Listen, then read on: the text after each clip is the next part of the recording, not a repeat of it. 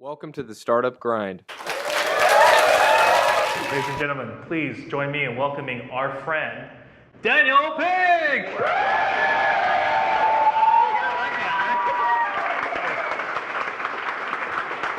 Thank you.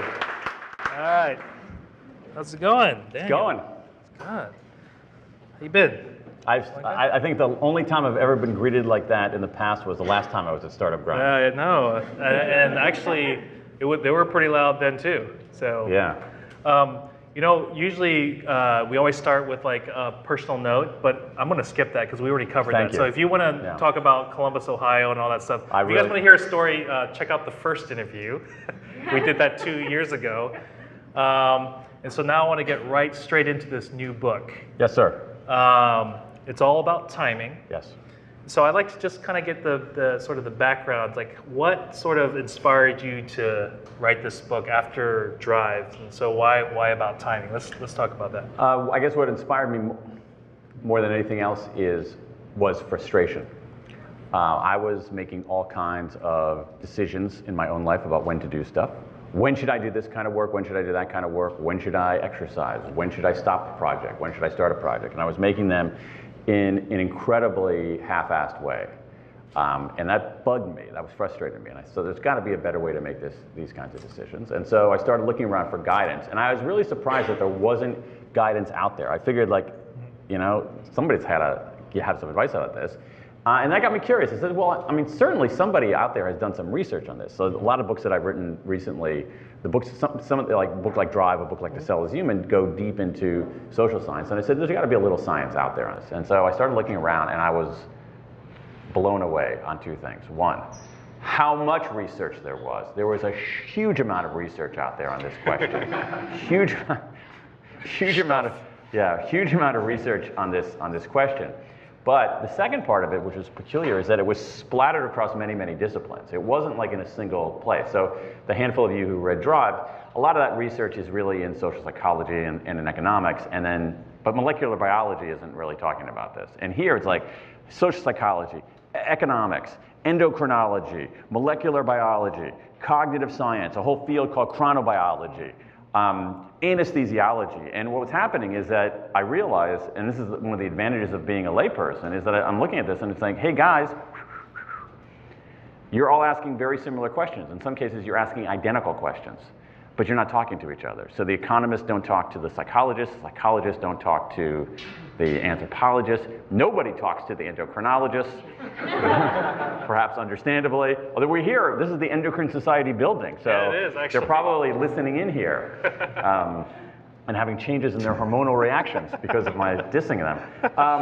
And they're all asking very similar questions. And I figured, hey, if I go wide enough and deep enough into this research, I can begin to piece together the evidence-based ways to make better decisions about when to do stuff at different junctures, at the unit of a day, at the unit of a week, at the unit of a month, at the unit of a lifetime, about beginnings, about midpoints, about endings. So it's super cool. I mean, you had said in the past that timing is not an art because everybody thinks it's like, oh, it's kind of loosey-feely, whatever, Yeah. but it's more of a science. So Totally. And so let's just kind of like zoom all the way back, right? So Okay. Earth, Earth is Good zoom. That's a big zoom, Brian. Good. Let there be light. So Earth has been in existence for 4.5 billion years. Yes. And then mankind has only been in existence for 10,000 years. Yes. Okay. And then we're like, okay, well, So you're trying to make us feel small? no, but it's like everybody thinks that okay, let's do things according to like us, right? Yeah. But really, it's all been set by Earth and its rotation and Not all, but that's actually a really, really important point. Yeah. If you think about this, so when we think about like time is a very abstract topic, and so you read like things in physics about time or things in philosophy about time, and some of it makes my head hurt. But if you try to wrestle to the ground a little bit, one thing that helped me was this. So think about we think of time as something that's natural, right? And it is and it isn't. But what you think about something like a unit of time, like a second. A second is not a natural thing. A second is something human beings have made up, right? A week is not a natural thing. It's something that human beings have made up. But a day is a thing. right? This is the level of scientific sophistication I bring to this book, right? A day, right? A day is a thing, right? Because as Brian is telling you, I mean, Brian actually widens the aperture significantly. It's like not only has the Earth been here for 4.5 billion. yeah, but how many times does 10,000 go into 4.5 billion? A lot. Yeah. All right. Yeah. So, Yeah. and so the Earth has been here for far longer than human beings. But it's like we can't do anything about that. It's like a lot of you who are in startups. It's like, oh, I'm going to disrupt the rotational pattern of the Earth. You're like, no, you're not. All right. And so it turns out that one element of the science of timing is as Brian is saying, the effect of just simply the day as a natural phenomenon has a profound influence on our mood, but also an influence on our performance that blew me away. And it basically changed the way I do things in my own work and life. So because I wanted to talk about that in the daytime, humans have learned, or our bodies have developed what we call a circadian rhythm, right? And so in that circadian rhythm, it's like, hey, you're going to perform high, low, and then probably back to high. So let's talk about that. Yeah, and it's not only circadian, it's other things. It's actually, let's give a shout out to the Endocrine Society here, because part of it is, I'm going to try to say the word endocrine 5 times in this conversation. I'll Think I make can sure do it? you do All that, right. yeah. So, because part of it is, it's hormonal, it's other kinds of systems. Yeah. So it's also, believe it or not, the diurnal pattern of body temperature plays a pretty significant role. And all of this collection of things is, to me, that's interesting, but it's less interesting than, okay, what's the effect that it has? And the effect that it has is ginormous. I mean, it's shocking how big it is sometimes. And so, again, that sort of, our bodies basically follow the pattern. So I wanted for you to talk about, in your book, the 3-stage day. Sure. Right? So the 3 different stages, what is it? Okay. Explain to us. Okay, so basically what you see is you see most of us move through the day in a pattern where there's a part of the day is a peak. There's a peak, a trough, and a recovery. Now, if you look at patterns of mood measured in a number of different ways go like this.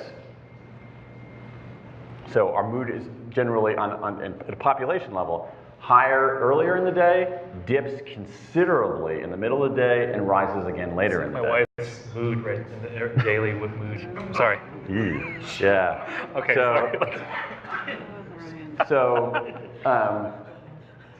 So what you also see is that so we can think of the day as 3 stages: peak, trough, recovery. So it's not only mood, but it begins to affect performance, and here's how. During our peak, that's when we are most vigilant, right? And this is the key concept in this.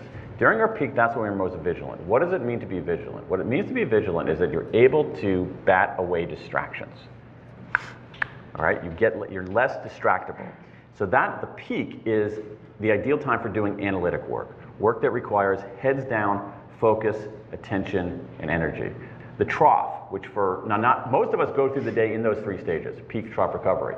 Not everybody though, right? We're going to get to that in a moment. So during that trough, that's a really bad time. I mean, it's unbelievable. So like for instance here, I'm thrilled that you all came out, but I'd be even more thrilled if after the end of this session here, you say, holy smokes, I am never going to the hospital in the afternoon ever again in my life. And I would never let anybody I love go to the hospital in the afternoon. All right, so the afternoon hospital, the data on that are unfreaking believable. Yep. Anesthesia errors, 4 times more likely at 3 p.m. than at 9 a.m. We've got some Domino's pizza out there. It's a fun gathering here. Let's talk about colonoscopies. Colonoscopies, right? Doctors find half as many polyps in afternoon exams as they do in morning exams for the same population. Hand washing in hospitals deteriorates significantly in the afternoon. Over and over again, there is this decrement in performance based on time of day. We'll get into some more of that. And then the 3rd stage is this recovery stage. It's a very interesting stage because what happens is that our mood goes back up, but we're less vigilant. So think about that for a second. You're higher in mood, but lower in vigilance. Just twin those together for a moment. What does that allow you to do? That allows you to be mentally loose.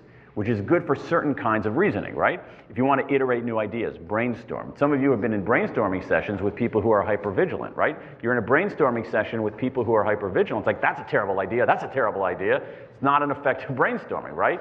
You need some kind of mental looseness. And so there's a body of problems in sort of the psychology of learning and in social psychology called insight problems. Those are problems with non-obvious solutions, things that require a wider mental aperture. And so basically what this tells us is the following, all right? We should be doing our analytic work in the peak, our administrative work during the trough, all right? During the trough, that's when you should be doing answering your routine emails, filling out your TPS reports, doing that kind of stuff. And then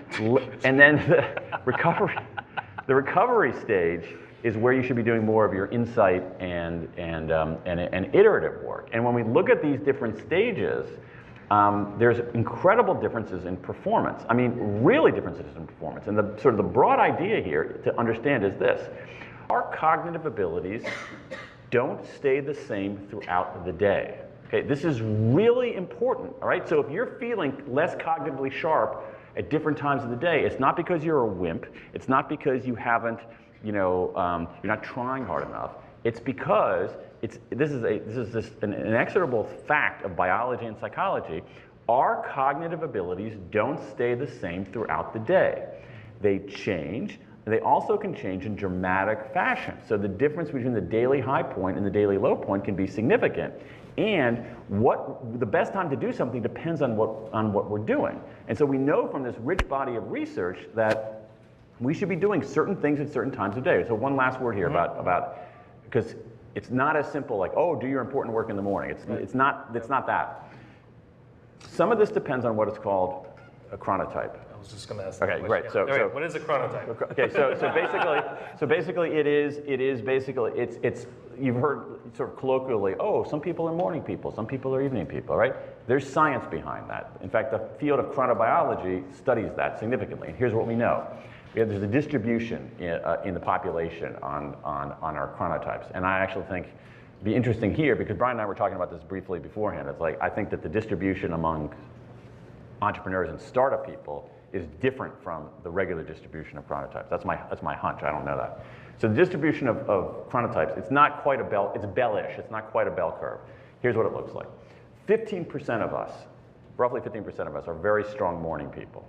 But 20 larks, yeah. 20% of us are very strong evening people. Owls. And I feel like I'm a ventriloquist.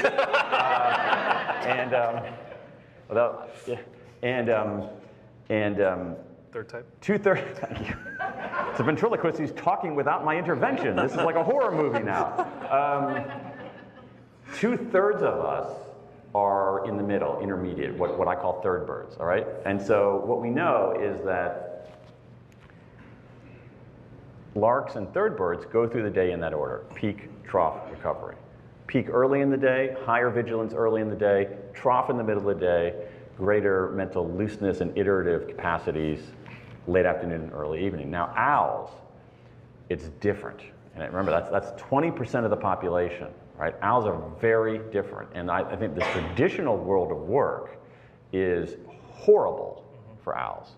It's just, I think it's intentionally designed to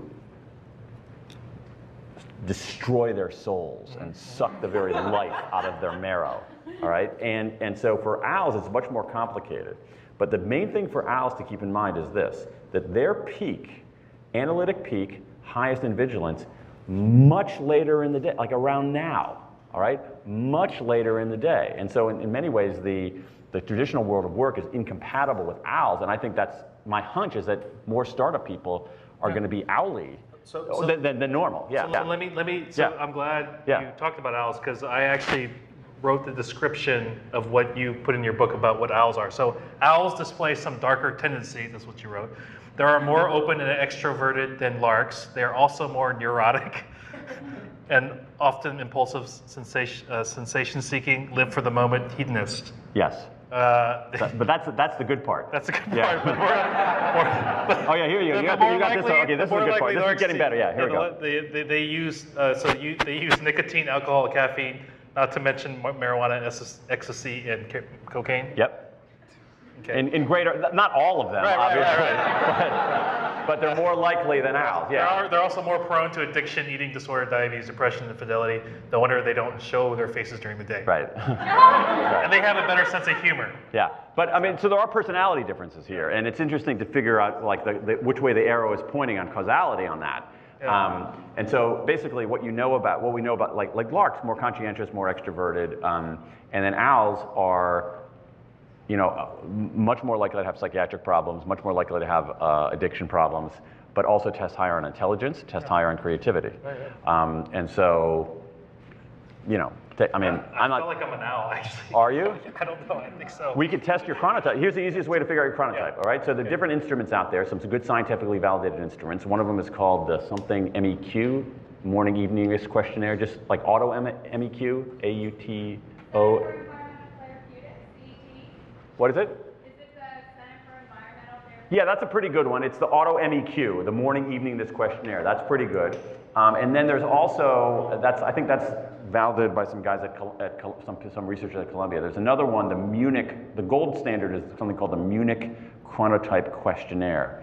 So you can complete these and give yourself an assessment. But there's actually a back of the envelope way that is super, is like totally simple and very, very accurate. So What is it? well, should we do it with somebody here? This is not in your this is me? not in your plan. We'll do it to you. Okay. Okay, go ahead. Let's I find think I'm Brian's an owl. chronotype. All right. Okay. So we'll do Brian's chronotype. Okay. Here's what we want to do. So I want you to think about what in chronobiology is called a free day. A free day is a day when you don't have to wake up to an alarm clock, but you're not massively sleep deprived from, whatever kind of bender you were on or something like that. So and we've known each other for a while, so we can say things like that. It's just like you have control. You can basically wake up and go to sleep when you feel like, when your body tells you to. So on a free day, Brian, what time would you typically go to sleep?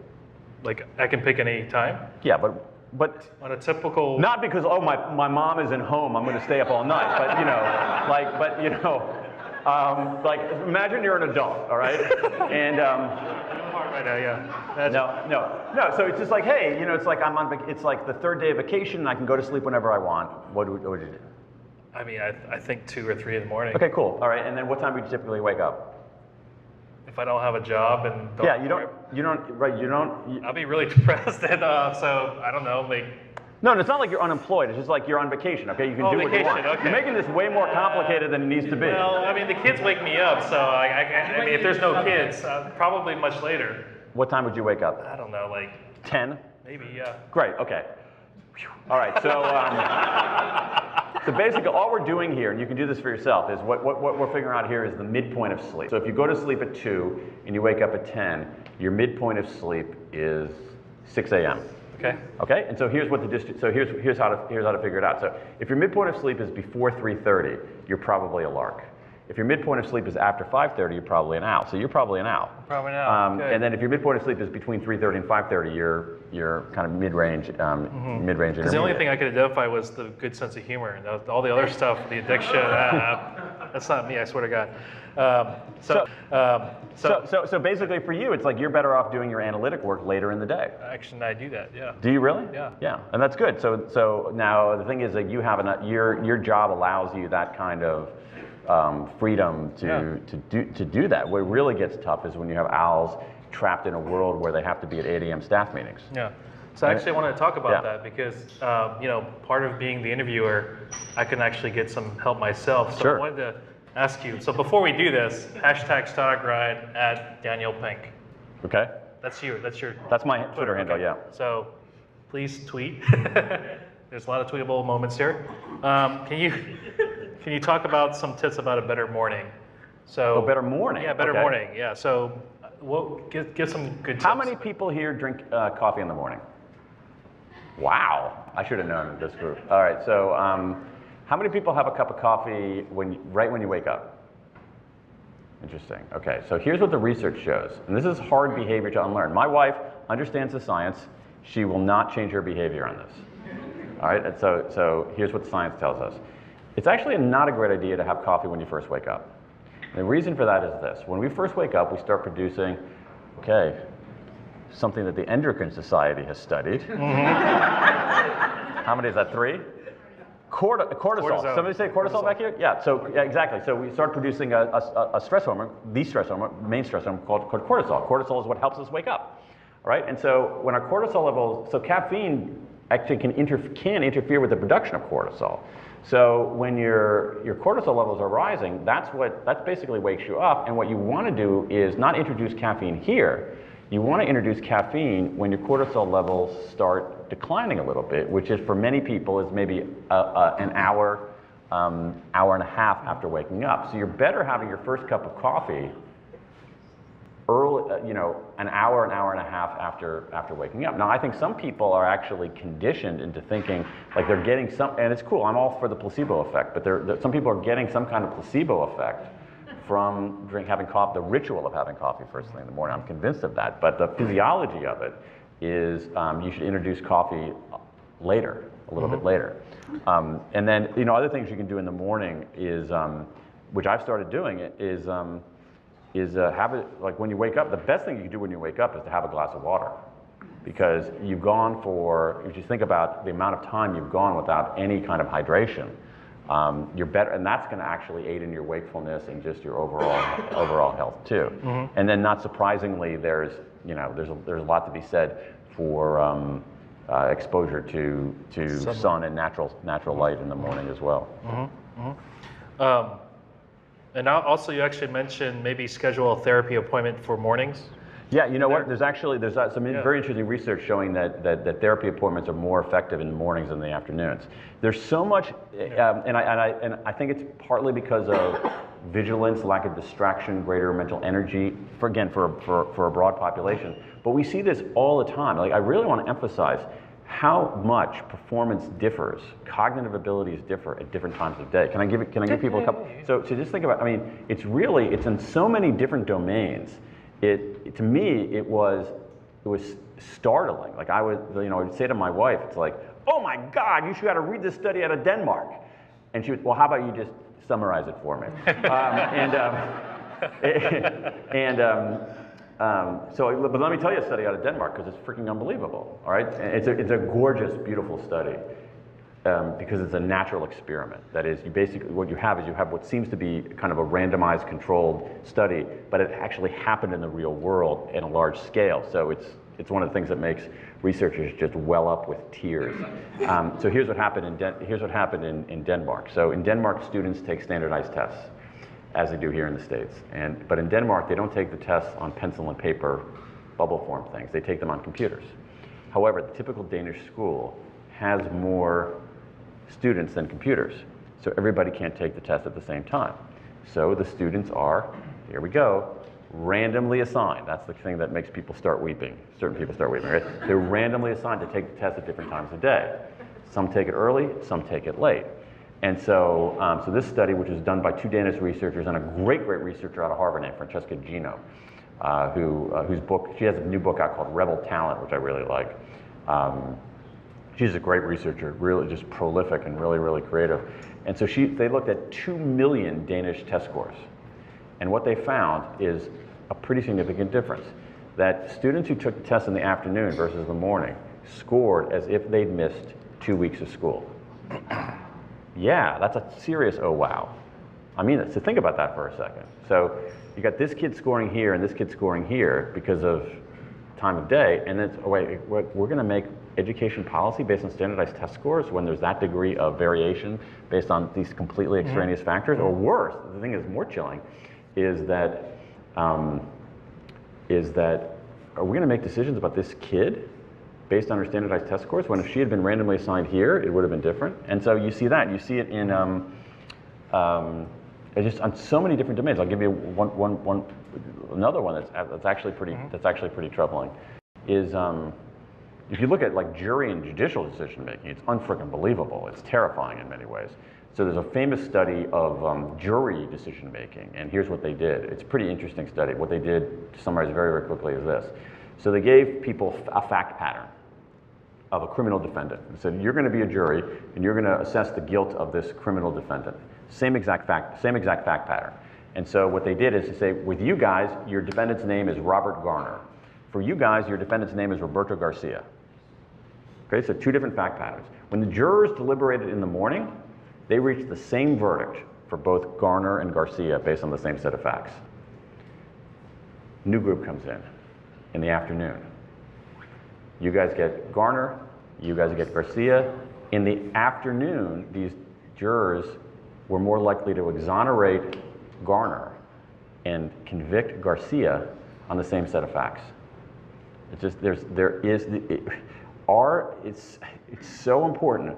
Our brain power doesn't stay the same throughout the day. And so if you make decisions about yourself, if you make decisions about organizations on the premise that all times of day are created equal, you're going to make some big mistakes. One last startling factoid here, and then I'll stop beating this horse so severely, is if you think about, let's think about the concept of, okay, you've got a company, and you're going to plot out, you're going to have a dot. Let's say you got a company of 50 people, 100 people.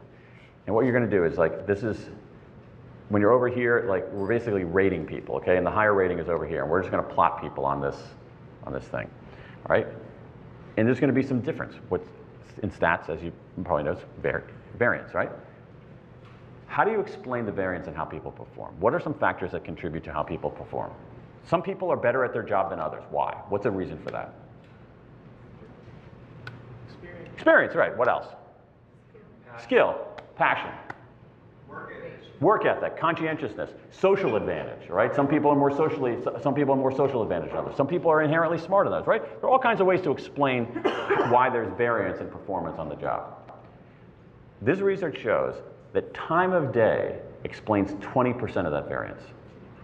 I know! It's a total wow! All right? And so you think about these things. Think about something like there's difference in performance based on someone's social advantage. That's a hard problem to solve. There's difference in performance based on people's innate intelligence. That's a hard problem to solve. Time of day? So to me, that research doesn't say timing is everything, but it says it's a big thing. Yeah.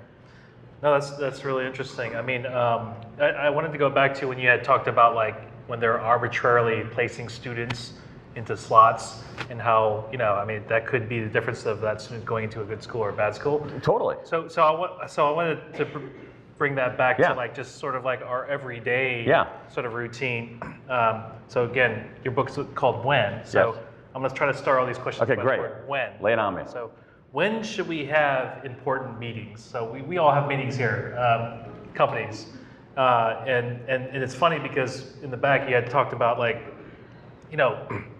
just like today, when we had 4 or 5, 6 people who needed to have, we needed to have a meeting, and because it wasn't scheduled, and so what they did was they had exposed their calendar, they added all the people, and they're like, okay, where's the opening? it's like, it was actually an important meeting, but we ended up having it like at 3:30 at night, or not at night, but in the evening. So, like, what do you think is the best way for us to set meetings, especially when they're important? Well, I think the best thing is actually to ask that question that you're asking right here, because it was, as your example shows, here's a question. How many of you, what's today, Thursday? Thursday. So how many of you this week have been in a meeting? Any meeting? It's unfreaking believable. We're in a meeting right now. Sort of. All right, and so what Brian is explaining is that when we schedule meetings in organizations, we use only one criterion. That's a single criterion decision right there that you're talking about. Availability. Availability. All right, and you think about how many person hours around America and the world is spent in meetings. And the only criterion we use in scheduling them is availability. Is Maria available? Is Jose available? Is Susie available? Is John available? And is conference room 3C open? No, I mean it. It's like, but we don't stop and say, wait a second, I think I heard that our cognitive abilities are not the same throughout the day. I think I heard that time of day explains 20% of the variance in how people perform on the job. Oh, let's ignore that, all right? And so instead of saying, when we have a meeting and we're spending so many person hours in meetings, instead of saying, let's think about this for 10 seconds. What kind of meeting is this? Do we need people to be, are we a group of auditors and we need to like look over financial statements and be locked down and analytical? Are we brainstorming a new line of business? Is this a meeting about our travel voucher policy? We say, well, who's going to be there? Is it going to be owls like Brian? Is it going to be larks like somebody over there? Is it going to be people in the middle like me? We don't even think about that. We say, who's available? I mean, I don't know. I've been looking for the direct antonym for the word strategic. Like, what is the opposite of the word strategic? I think there's a gap there. I can't think of a word that's what means the opposite of strategic. Unstrategic? Okay, there you go. Thanks. Thanks, Brian. Non-strategic? Non-strategic. That's good. All right. No, but it's like, and so again, we're not factoring that. We're not factoring that in. And so I had this serious. I was in Philadelphia yesterday, and I talked to this guy. He's a copywriter. All right. So I'm a writer, and I'm not a full-fledged lark, but larky. I should be doing my writing in the morning. There's no question about that. The enemy of writing is distraction. Any of you who've written, the whole world when you write is conspiring to distract you. And so you want to actually schedule your writing at the time of your least distractibility, whether it's late in the day if you're an owl, whether it's first thing in the morning if you're like me and larky. And this guy was telling me, hey, I'm a copywriter, and I write brochures and things like that. And it's like every day my boss has me in a 9 o'clock meeting, 10 o'clock meeting, an 11 o'clock meeting. And then it's like I go to lunch and I'm like, I just want to chew my arm off rather than write. And it's really bad. If that boss let this guy do his heads down work in the morning and schedule those meetings, or better yet, canceled some of those meetings and scheduled the ones that were essential for later in the day, this guy would be getting more work done. But that doesn't come up because you know what? This guy, Fred, whatever his name is, Fred is available then. So, so what I do for a company I work for right now, I'm a product guy. So a lot of the things that we do are creative things. And so what would you suggest? So if I want to do a brainstorming session to, I don't know, improve on a product, and it's a lot of designing and on whiteboarding, is that better to do in the morning, or is that like more in the recovery? It depends on who's there. Like if it's owls, it's complicated. But if it's the 80% of people, you want to do it later in the day. You want to do it later in the day when people are in a better mood and they're less vigilant. If it's purely iterative, if you're evaluating things, if you say, we launched this new product, here is a whole mess of user data that's telling us whether it's working at all, you want to do that during people's peak, again, wherever it is, because you're locked down, you're able to focus, you're analytical. Now, this doesn't, again, just to be clear, this doesn't turn you into some analytic superstar if you do it. It's just that, like, you're just going to be, you're going to do your work better. And I think that one of the things about this is that, we're all looking for ways to get a little bit better. And this is one that is actually within our grasp. So before I wanted to ask this question, because, again, I'm trying to bring it back to make it relevant to this room with startups. And so startups, they're building products, and they're also, there's a time where we have to pitch a company to venture capitalists. Yep. So I wanted to sort of bring in because you went to Startup Grind conference, the global conference, and you had pulled up the HBR 2013 Dangers of Late Afternoon Earning Calls, because it's financial statements. Yeah, it's the NYU study. So, I'm sorry, NYU. But I thought that was kind of interesting because I thought that maybe we can kind of loop that into, because there's a lot of like analytical and financial things that people will talk about, right? Right. Yeah. Okay. This is real. Okay. So that's good. So I'll tell you. So let me tell you about the study, and then we'll talk about sort of what to do, because I do think that you can when you're pitching, you can actually get a little bit of an edge, not huge necessarily, by timing your pitches in a certain way, which we'll get to in a moment. So the study that Brian's talking about is a fascinating study out of NYU that looked at corporate earnings calls. And what they found, they used a program they use this computer program that is a text analyzer. And that one of the things the text analyzer can do is it can measure, are these words conveying a positive sentiment, a neutral sentiment, or a negative sentiment? Okay, very rudimentary. The program is called LIWC, L-I-W-C, Linguistic Inquiry Word Count. And so they took 26,000 earnings calls transcripts, put them into this program, and they said, they were actually looking for something else, and they said, well, does the emotional content of the words used in these in these earnings calls change over the course of a day? And it did. There was emotional changes in the course of a day. And they said, oh, okay, that makes sense. Companies with terrible earnings must be reporting at one time a day. Companies with good earnings must be reporting another time a day. So they control for that? Nope. What they found was that afternoon calls were more negative and irritable than earnings, even if you adjust for the fundamentals. Negative earnings calls in the afternoon were more negative, irritable, and combative than earnings calls in the morning. To the point, and here's the kicker here, to the point where it led to a temporary mispricing of the stock. That the stock sunk too much in response to that negative sentiment. It corrected eventually because the fundamentals actually ended up prevailing. But for a time, the stock was underpriced. I am convinced there is someone out there who's written a program to exploit that delta between the mispricing for that short amount of time and the true price. Maybe it's somebody in one of these offices here. Yeah, I'll check. Maybe it's the crypto guy over there. Who's not going to make money on crypto.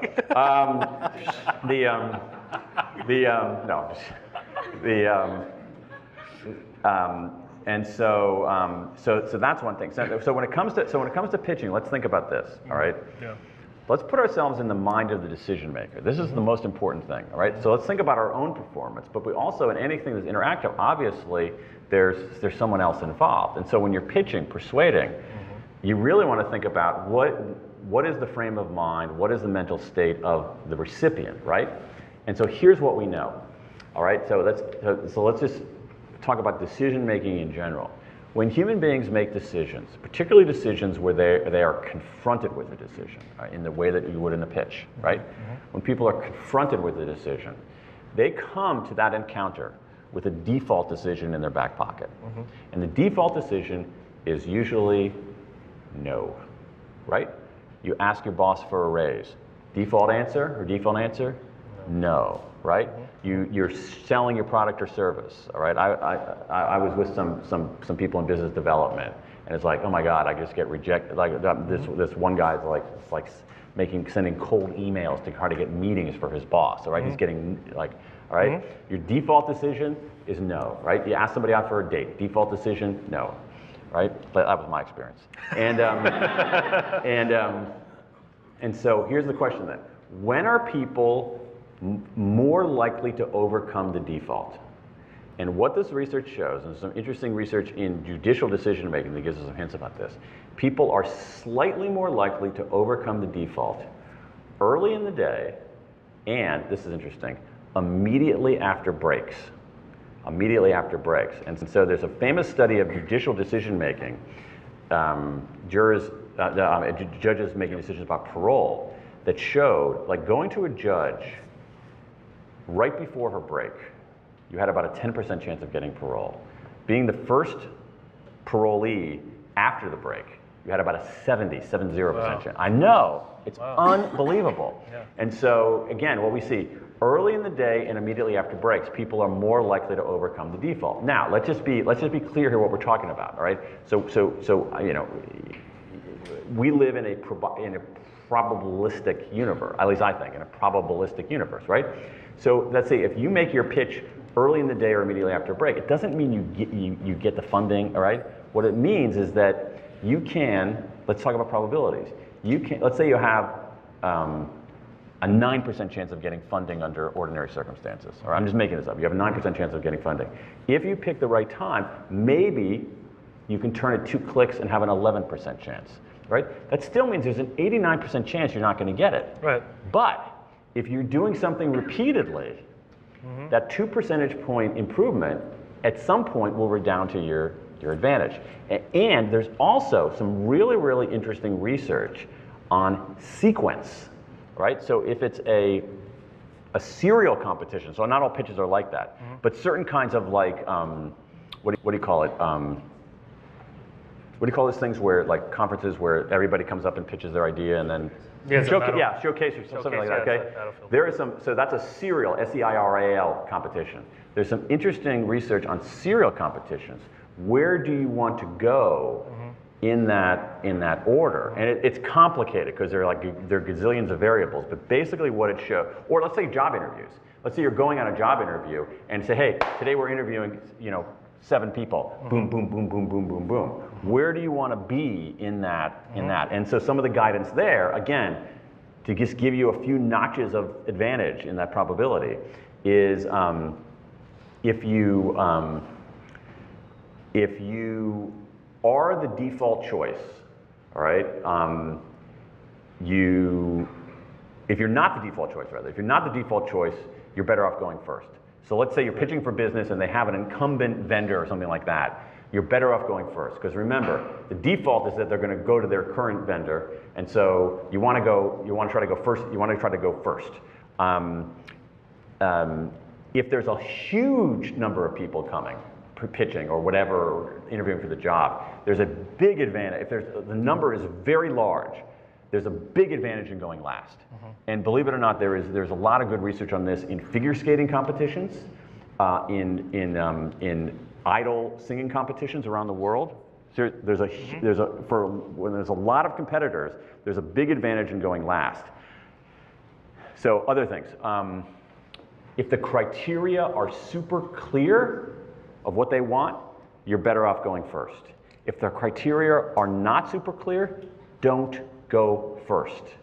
Go toward the end, because what happens is they use the first few people to figure out what they're looking for, and let other people do that, and you come in at the end. And so all of it is to say is that, and Brian's question is astute here, because it's a question that we should be asking, which is, can we gain a little bit of advantage by looking at some of this science and doing things, making these temporal decisions a little bit smarter? All right. It doesn't give you guaranteed success, but it turns a dial a little bit in your favor. And I think about this all the time. I went in and I screwed up on something. I went into a pitch meeting with my publisher 2 weeks ago, and it was scheduled for 11:30. And I was like, shit, this is right before break.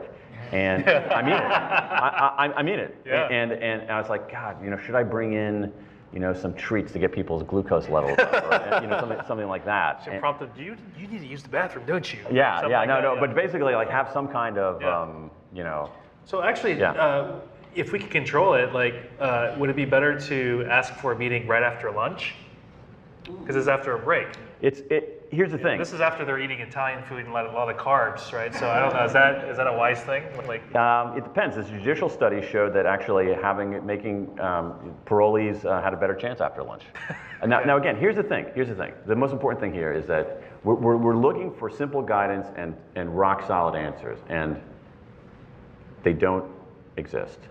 We have probabilities, we have guidance, we have research that steers us in the right direction. But here's the thing. This is like, I think I think startups get this better than anybody else in business, which is this: A/B testing. Right? So anybody in the digital world knows about A/B testing. Hey, are they more likely to click if the button is yellow or if the button is teal? Wow, they're slightly more likely to click the teal button than a yellow button. I'm changing the color. All right? A/B testing. I actually think that what we need, that the ethic of A/B testing has to pervade the entire organization, not simply the user experience, not simply the design of the digital assets and all that sort of stuff. But basically, I think increasingly, especially in a world of AI and big data, and no startup conference is complete without somebody saying, in a world of AI and big data. Or crypto. Yeah. That what the people who are leading organizations, they have to start thinking like scientists. What do scientists do? Scientists have hypotheses. Then what do? They test the hypotheses. So you have a hypothesis. It's a really interesting one. Am I going to be more successful pitching if I do something after lunch?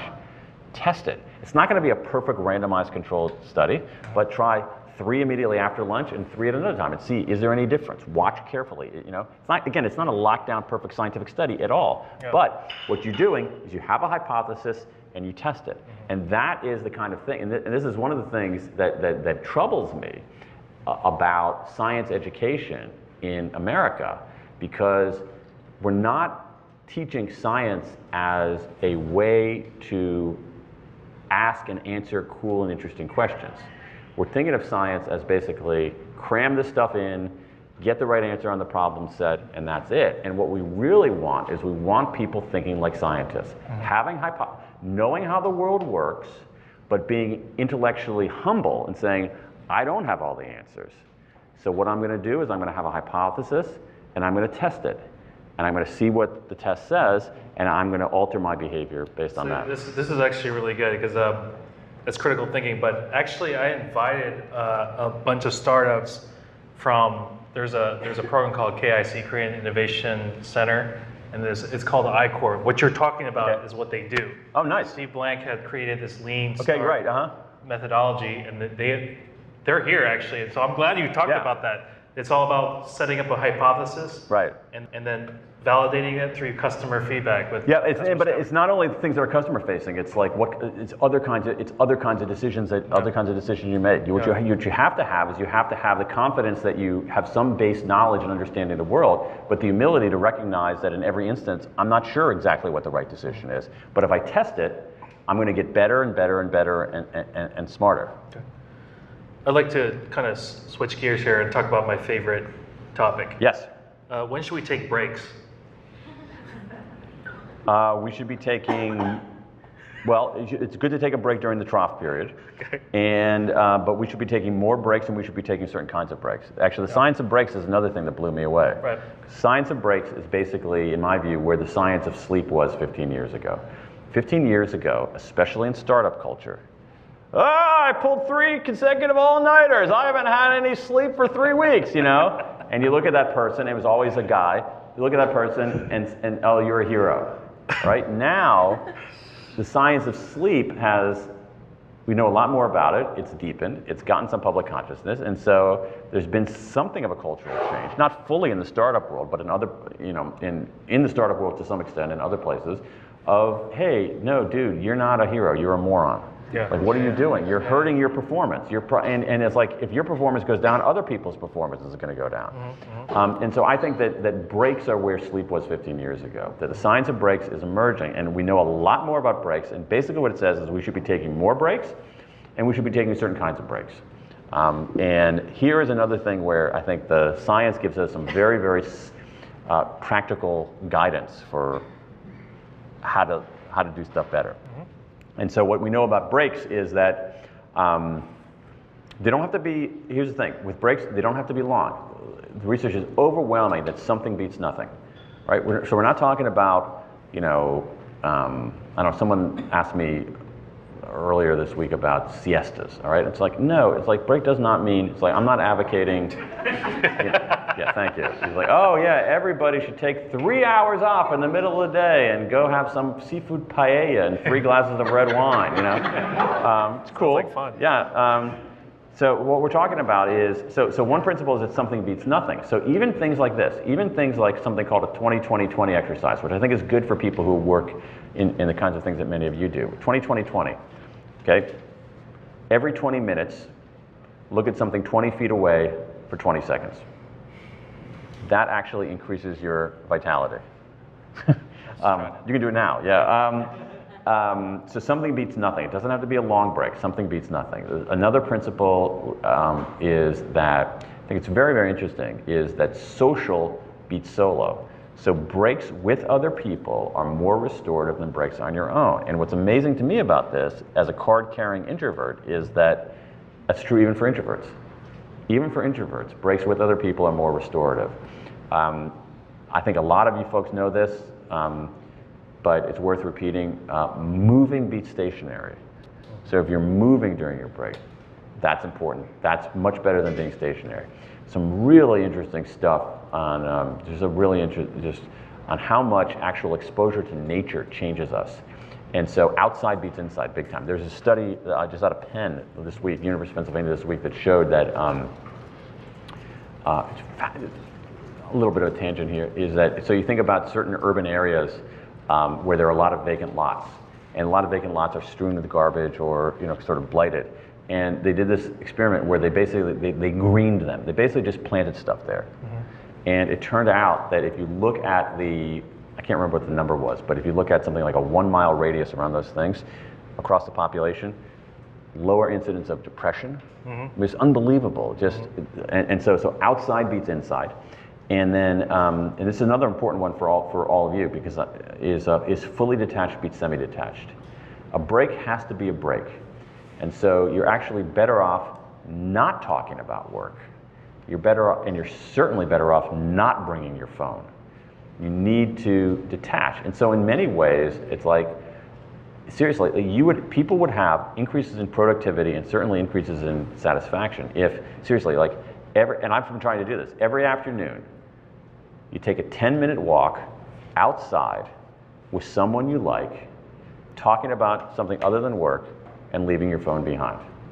That will restore mental energy, increase mental acuity, and have an effect on your well-being. Again, it's not going to, if you're like stink at your job, it's not going to make you great at your job. But again, it's one of those things, it's a small win that you can get that's very, very, very accessible. What do you think about walking meetings? That seems pretty popular. I like walking meetings. It's not a break, but no, because you're talking about, because you're not detached. But I'm all for walking meetings, in part because you're getting motion and you're getting outside, and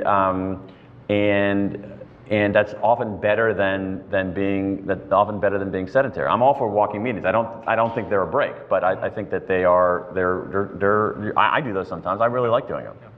No, because so I wanted to sort of emphasize what Dan had. I mean, by the way, Dan, you're really good. I mean, it's like I'm writing this. I have all the notes here, but you hit every single one of them. That's pretty impressive. Yeah, it's almost like I wrote a book on it. Yeah, exactly. Yeah. Anyways. So, I mean, what's really nice is that the elite performers, musicians, and athletes, like what they have. Totally, yeah, that's a good one, yeah. They take regular breaks. That's what it is, right? Totally. So some of you might be familiar with the work of Anders Ericsson. Anders Ericsson is the guy, Florida State social psychologist. You heard of deliberate practice? Okay, he's the guy who came up with that. And so he looked at the performance patterns for some of his famous work is on violinists. And so you have basically elite violinists, mid-range violinists, and then not so great violinists. And what he found is that elite violinists took more breaks than the non-elite violinists. They were very intentional about their breaks. They scheduled their breaks. They were intentional about them, and they took more and longer breaks than non-elite. You see this with athletes too. Athletes take breaks, right? Elite athletes take breaks. It's not like they just go, you know. So like I'm just thinking like just here. I mean, we have a row of coders here, like during the day. I mean, should they sort of like have that same sort of routine like a athlete? Like they should be taking, because some coders are just like, and they code away. They don't take any breaks. And so, what would you suggest? Like how long should they be coding, and how long should the breaks be? I don't know, because I think there's a lot of individual variation. And for something like coding, like sometimes you just hit a moment where you're just in it, and you don't want to interrupt that. You're in that flow state, and you just want to just rock it. But again, A/B test it. All right, try coding without a break for a while. Try coding with 1 or 2 10-minute breaks in the afternoon. See if there's any difference in the code that you write. I think that there will be. I really do. I mean, I'd be surprised if there weren't. So actually, I was lying that breaks was my favorite subject. This next one is like my favorite. Okay. When should we be taking naps at work? Oh. So naps. Okay. Believe it or not, there's research on naps, and some pretty interesting research on naps. And basically what the research on naps says is that naps are pretty darn good for us, even for adults. That naps operate in some ways, you mentioned the caps earlier, naps in some ways operate as Zambonis for our brain. All right? So we get this like mental nicks and scuffs on our ice, and the nap comes along and goes like between the first and second period. You know? And but what the research also says is that the most effective naps, the most efficient naps at least, are surprisingly short. Shorter than I ever would have imagined. Between 10 and 20 minutes long. A nap longer than 20 minutes, you begin to create what's called sleep inertia, which is that kind of groggy, boggy feeling you get when you wake up from a nap. And so the ideal nap is 10 to 20 minutes. And they can be very effective. I mean, I'm not sure about, some companies. I mean, I researched this a little bit. Like there are companies out there with nap, and you guys might know about some of you companies might have it, like have nap pods in there. What I found in my reporting is that they actually don't get used very much. That they're there, it's sort of like an ornamental thing about how cool they are, but people just culturally don't feel comfortable doing that. But I'm not sure how many people feel comfortable about sleeping in a tiny bin in public. But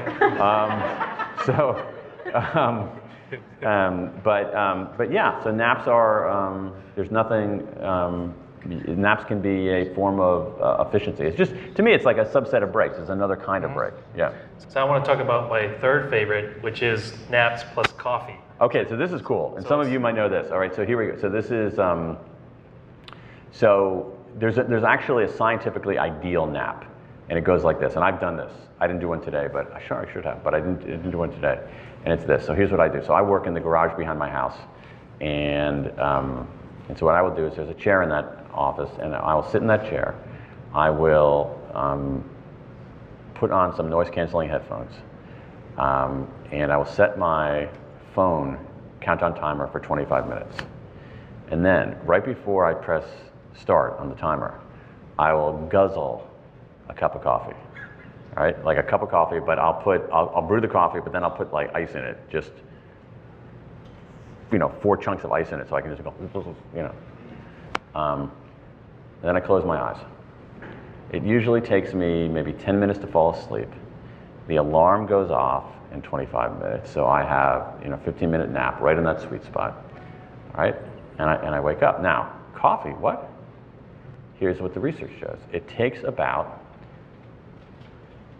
25 minutes for coffee to enter your bloodstream. So, at the moment I'm waking up, 15 minutes, no sleep inertia. The caffeine is entering my bloodstream, giving me a second boost. Mm-hmm. And this is a technique known in the literature as a nappuccino. Right, nappuccinos. Yeah. I'd be curious how many people in the audience do this. Great question, Deborah. I do it. Do you do that? Do you do nappuccino? I've been doing it for years. Yeah. What's so interesting? Deborah says that she's been doing this for years.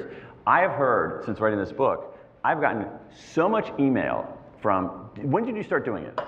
Probably 10, 12 years ago. Okay, did you happen to be in graduate school at the time? No, it's just that I've been launching companies for several years, and I have to have a nap in the afternoon. So this nappuccino thing, I've heard from I got so much email from people, that's how I got through graduate school, or that's one of the ways that I survived my X years in the military. I've gotten so many from ex-service people and from people who in graduate school, and they say, "Oh, I'm so glad I have a name for that." And also like a lot of things, like, "Oh, I thought I was the only one who did that. I thought it was so weird."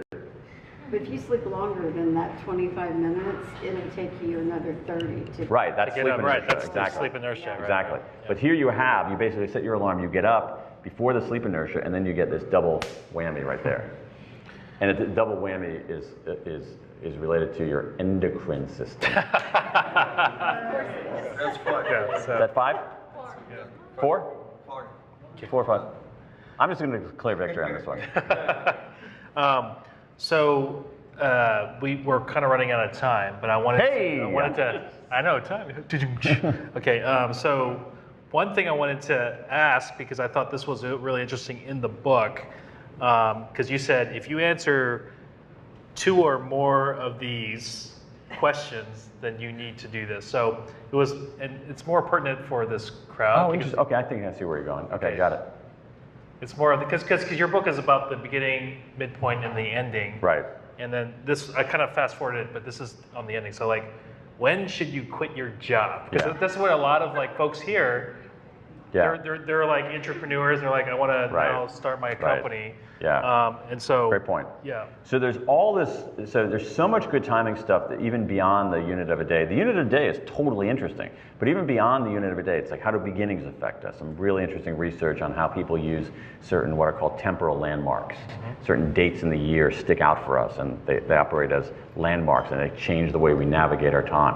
How do midpoints affect us? Midpoints have a dual effect. How do endings affect us?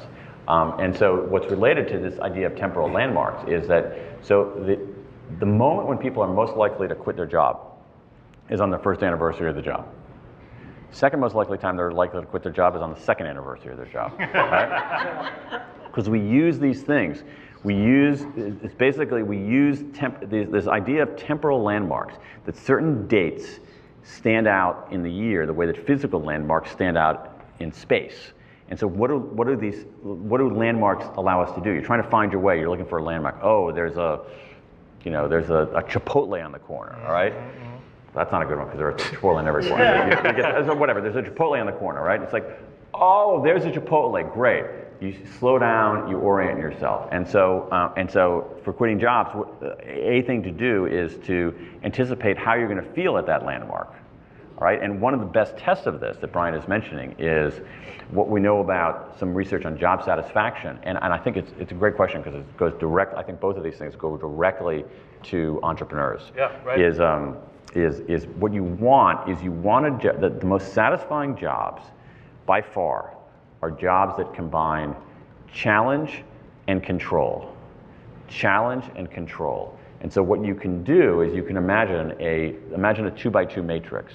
All right. So you think about, does your job have challenge or no challenge? Does your job have control or no control? All right. So think about that. And this is and it's a really good. First of all, it's both prescriptive and descriptive. It describes what impels people to leave, but it also is a good prescription for thinking it through. So let's say you have a job where you have control, but it's not challenging. You're bored, right? Let's say you have a job that's neither challenging and you don't have control. That's just miserable, all right? Let's say you have a job that is challenging, but you have no control. People burn out. And so what you want is a job that has challenge and control. And I think that this is one of the things, it's an impetus for entrepreneurs. They want the challenge, all right? They're either bored at their job or they're not challenged by their job. And what they want is this combination of challenge and control. So when your job so if you're about to hit an anniversary and you say, my job has neither challenge or control, that might be a time to contemplate quitting. Well, you probably want to also have another matrix about your startup too, because everybody's always cooking up something and do the same thing there, right?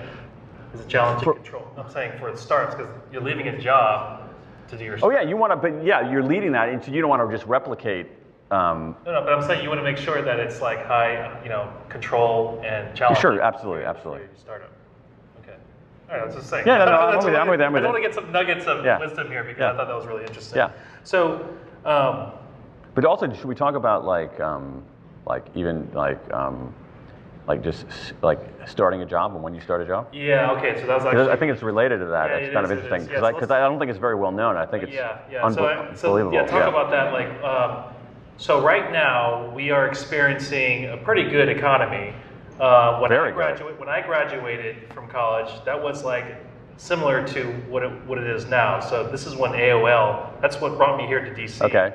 And so that was actually my first job. Was working I graduated, started into a booming economy. Right. So you have some really interesting. Well, this is the work of Lisa Kahn at Yale. She's a labor economist, and it turns out that the initial labor market conditions, basically the unemployment rate. This is for college graduates. The unemployment rate at the time you graduate from college, that shows up in your wages 20 years later. I know, it's terrifying. It's totally unfair. So if you look at people, this person graduates in a recession. This person graduates in a boom economy, right? When you look at their trajectory, when you look at their wages 20 years hence, the one who graduated, not every single person obviously, but people who graduate in a boom economy 20 years later are out earning people who graduated in a flat economy. And it's really amazing. There's some research out of business. And we can explain the mechanism here because basically one of the best ways to increase your salary is to switch jobs. Right? Because ultimately what you're doing here in any kind of, because jobs, it's a market, right? So there's a matching function here. So what you're looking for as an individual is you're looking, what is the best match to my skills? All right, and you're trying to find that, and you don't find it right away typically. And so if you switch around a lot, it actually ends up, switching jobs actually boosts your salary, and it helps you find the right match. So if you graduate in a recession, if you graduate in a boom, you're like, okay, I took my first job. Hey, it's not that great. I'd rather do something else. You're more able to switch and then switch again and get that higher salary. But if you graduate in a recession and your first job out of the block isn't a good match and the labor market is slack, you can't move. Right. And so your ability to switch early on then puts you on a very different trajectory. I mean, it's really unbelievable. And you even see this in some there's some research out of Stanford on MBA graduates. If you graduate from business school in a recession, you are less likely to become CEO of a large company. Right. Because you're working for a small company and you have a shorter ladder. Absolutely, you're right, because the big companies, exactly. So this is, again, some of the research on beginnings, how much beginnings have this outsized effect on things. And so the bottom line is, if you want to be CEO of a big corporation, you want to go into a company in a booming economy. You want to graduate. You want to pick the time you graduate. Okay. Yeah. No, but that's super. But I say that. I say that because it's like there's something. I mean, again, there's a lot of unfairness out there, but this is another example of this manifest unfairness. Like somebody who just imagine imagine a first generation college student going to college, doing the right thing. Her parents are sacrificing for this, and she graduated from college in 2010. The unemployment rate was like 8%, even higher. It's like she's going to be paying for that. Yeah. I mean, not necessarily every single, not her, but people like that are going to be paying for it for 20 years. They've done everything right, and yet they're. And the unemployment right now, it's hovering around 4. Well, the unemployment rate right now is crazy low. Yeah. It's crazy low. The only thing keeping the unemployment rate as high as it is great, is that people who left the job market are coming back in. So the denominator is getting larger, which means that but no, the labor market right now is freaking great. Yeah.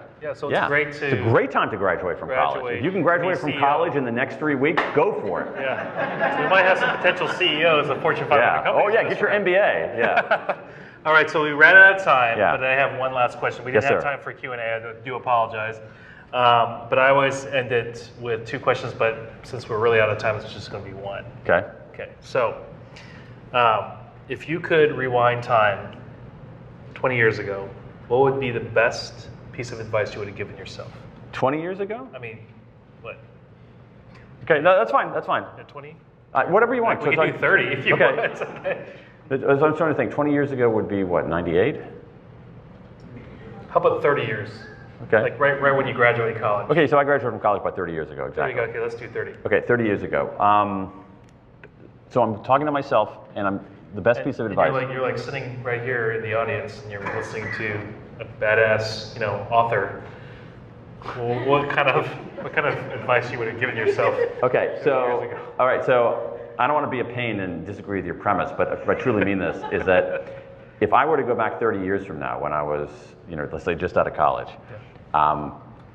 I don't think I was smart enough to listen to good advice. Okay. Like I think I would have gotten it, but ignored it because I knew everything. Okay. All right, so that's one thing. But the advice I would have given myself back then is. Can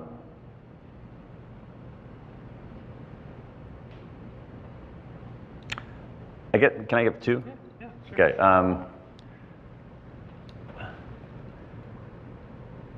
One of them is show up and work your butt off, because not everybody else does. Okay, that'd be one. Seriously, like I underestimated. But basically, what I did is I had the valuation wrong. I overvalued the importance of innate talent and undervalued the importance of showing up and just working your ass off. Right, and I discovered that over time. That was a great relief to me, because I always was a little bit nervous because I didn't feel like I had as great innate talent, and I realized wait a second, some of these people might have more innate talent, but they're lazy, and I'm going to fucking outwork them. All right, so that's so that's one thing. Right, yeah. So and the other thing was, and I say this from my own experience as an older person than I was 30 years ago, is, and I discovered this, I wish somebody would have told me this and I would have heeded the advice, would be, do not give a second thought to what other people think.